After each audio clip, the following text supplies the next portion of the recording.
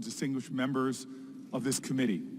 I know it's exceptional for a senator to testify against another senator nominated for a cabinet position, and I appreciate the opportunity you've given me today. I've worked closely with many of you on this panel on both sides of the dais on matters related to criminal justice reform, and you know just how deeply motivated I am by the many issues our next Attorney General will heavily influence, especially the crisis of mass incarceration. I know that some of my many colleagues are unhappy that I am breaking with Senate tradition to testify on the nomination of one of my colleagues, but I believe, like perhaps all of my colleagues in the Senate, that in the choice between standing with Senate norms or standing up for what my conscience tells me is best for our country, I will always choose conscience and country. While Senator Sessions and I have consistently disagreed on the issues, he and I have always exercised a collegiality and a mutual respect between us. Perhaps the best example of this is the legislation we co-sponsored to award the Congressional Gold Medal to those foot soldiers who marched at Selma. One of the foot soldiers is sitting next to me now.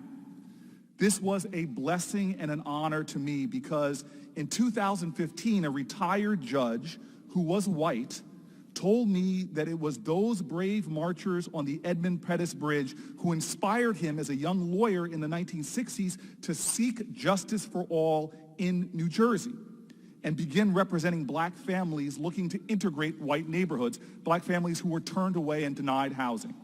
One of those families was mine.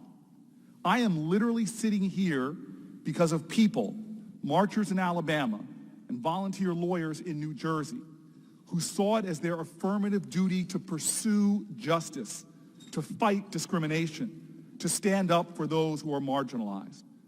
But the march for justice in our country still continues. It is still urgent. I know also, though, of the urgency for law and order. I imagine that no sitting senator has lived in the last 20 years in higher crime neighborhoods than I have. I have seen unimaginable violence on American streets.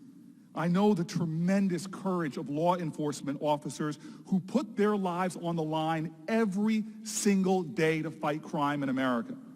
I want an Attorney General who is committed to supporting law enforcement and securing law and order, but that is not enough. America was founded heralding not law and order, but justice for all. And critical to that is equal justice under the law. Law and order without justice is unobtainable. They are inextricably tied together. If there is no justice, there is no peace. The Alabama state troopers on the Edmund Pettus Bridge were seeking law and order. The marchers were seeking justice and ultimately a greater peace.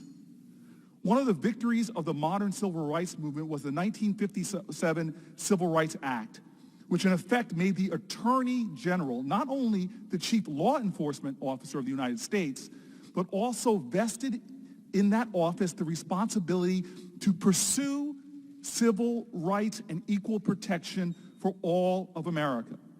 Senator Sessions has not demonstrated a commitment to a central requisite of the job, to aggressively pursue the congressional mandate of civil rights, equal rights, and justice for all of our citizens.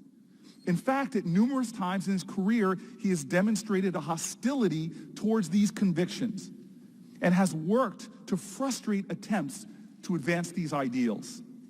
If confirmed, Senator Sessions will be required to pursue justice for women, but his record indicates that he won't. He will be expected to defend the equal rights of gay and lesbian and transgender Americans, but his record indicates that he won't.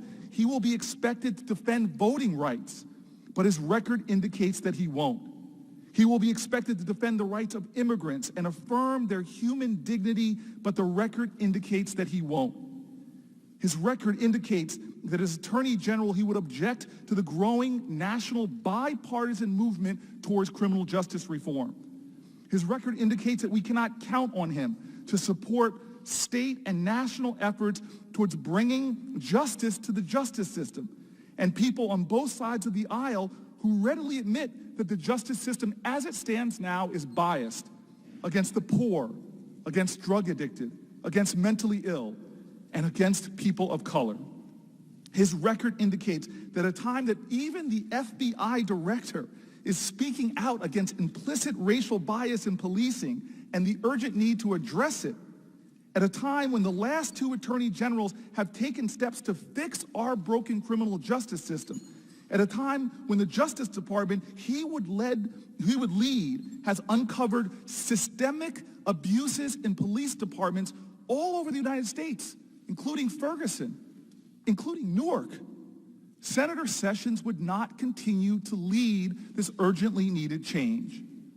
The next Attorney General must bring hope and healing to this country.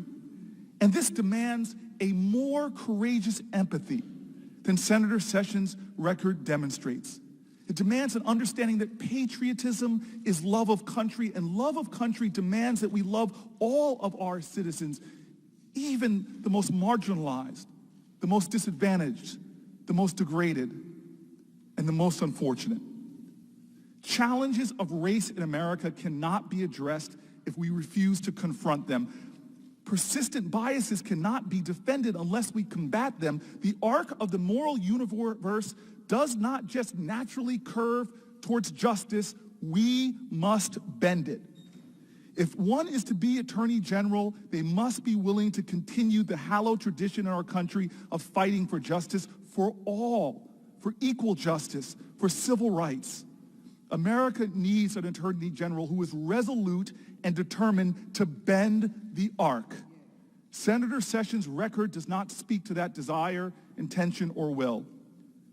With all that is at stake in our nation now, with an urgent need for healing and for love, I pray that my colleagues will join me in opposing his nomination. Mr. Chairman, my time is over. I'd like to submit the rest of my testimony to the record. I'd like to again thank you for your opportunity to testify. And finally, I'd like to acknowledge, which was not done, that sitting behind me are proud members of the United States Congress and the Congressional Black Caucus. Thank you, sir. And you shouldn't have had to recognize them. I should have done that. I'm sorry. Thank you, sir. Because I knew they were here. Mr. Huntley.